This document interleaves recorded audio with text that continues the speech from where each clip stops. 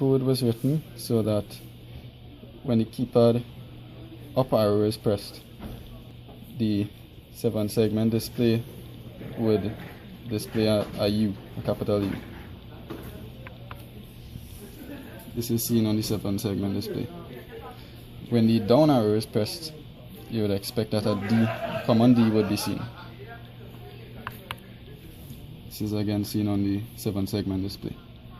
When the second button is pressed, you would expect that a 2 would be displayed. This is again seen. And finally, when the help button is pressed, an H would be displayed on the 7-segment. This is again seen.